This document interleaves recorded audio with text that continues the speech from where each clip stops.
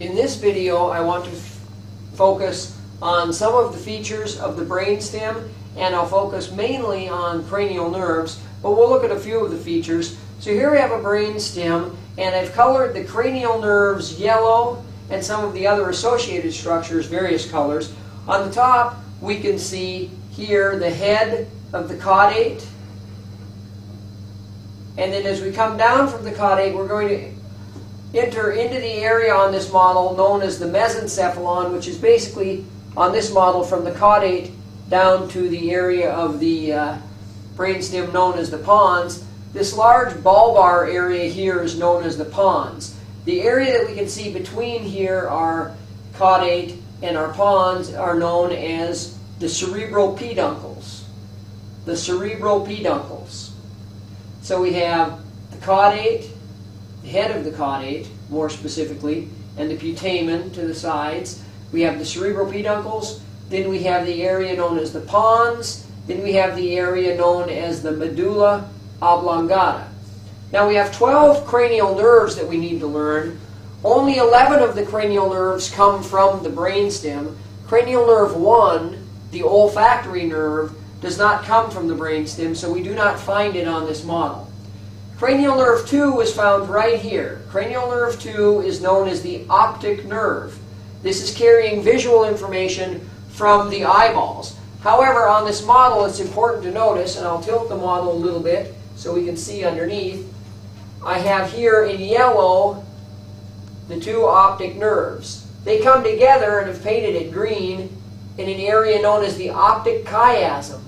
From there, the visual information travels back around the cerebropeduncles to eventually make it to the occipital lobe of the brain. I've painted that blue. Those are known as the optic tracts. So we have in yellow the optic nerve, in green the optic chiasm, and in blue the optic tracts. Just below the area of the optic chiasm, there's a little knob sticking out here toward you. This is known as the infundibulum. The infundibulum is the connection between the hypothalamus and the pituitary gland. The pituitary gland is not seen on this model. And wedged at the base of the infundibulum and between the two cerebropeduncles, we can see two white little lumps here. Those are known as the mammillary bodies.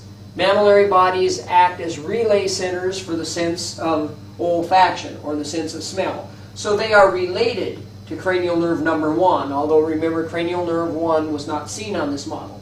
So 1 is not seen. Here we have 2 on either side of midline at the junction between the mesencephalon and the pons, the cerebropeduncles and the pons. We see cranial nerve number 3. Cranial nerve number 3 is called the oculomotor nerve. The oculomotor nerve. And when we discuss movements of the eye, we will talk more about the oculomotor nerve. Then we can see wrapping around the brainstem, the only cranial nerve that actually leaves the brainstem from the posterior aspect and wraps around to the front of the brainstem, is cranial nerve number 4. Cranial nerve number 4 is known as the trochlear nerve. The trochlear nerve. That nerve is also dedicated to movement of the eyeball. On the lateral aspect of the pons, we see a very large nerve exiting the side of the pons. This is cranial nerve number 5, also known as the trigeminal nerve. Named the trigeminal nerve because it's going to split into 3 main branches. So the trigeminal nerve. Then as we go to the junction between the pons and the medulla oblongata, on either side of midline, we can see a small nerve exiting and traveling upward over the pons. This is cranial nerve number 6, the abducens nerve. The abducens nerve is also associated with movements of the eyeball. Just lateral to the abducens nerve, we see cranial nerve number 7. Cranial nerve number 7 is the facial nerve. Facial nerve is involved in many different aspects, one of which is, of course, the control of muscles of facial expression. Just lateral to cranial nerve number 7, we have cranial nerve number 8, the vestibulocochlear nerve. Some books used to call it the auditory nerve. The vestibulocochlear nerve. It goes to our vestibular system for balance in the inner ear, and the cochlea, where we convert sound vibrations to nerve impulse in the inner ear. So lined up in a row from medial to lateral here at the junction between the pons and the medulla oblongata, we have cranial nerves 6, 7, and 8. The abducens nerve, the facial nerve, and the vestibulocochlear nerve. When we enter into the medulla oblongata, we have an area that we call the pyramids of the medulla. Kind of an inverted triangle, long, tall inverted triangle, one here and one here. Those pyramids have a little area here that probably beyond the resolution of the camera, where there are some fibers crossing over in a little roughened area here on the model. That is called the decussation of the pyramids.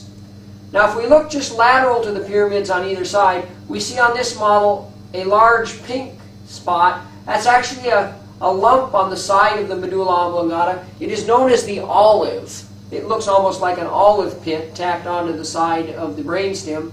And underneath the olive, we will find a large collection of neuron cell bodies called the inferior olivary nucleus. That's what causes this swelling to the outside of this medulla oblongata.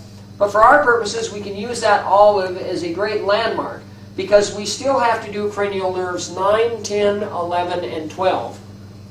Cranial nerves 9, 10, and 11 leave this brainstem posterior to the olive. So here we can see, leaving posterior to the olive, cranial nerve 9, the glossopharyngeal nerve, cranial nerve 10, the vagus nerve, and then we drop a little lower, cranial nerve 11, the spinal accessory nerve.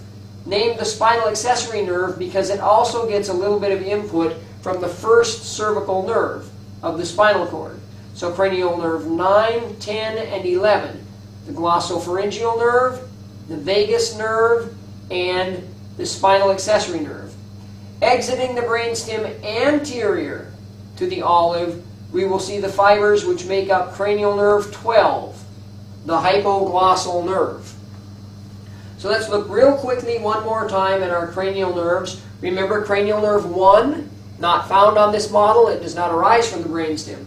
Cranial nerve 2, the optic nerve. 3, oculomotor. 4, trochlear. 5, the trigeminal. 6, abducens. 7, facial. 8, vestibulocochlear. 9, glossopharyngeal. 10, vagus. 11, spinal accessory, and 12, the hypoglossal. That olive separates 9, 10, and 11 from 12 on the medulla oblongata.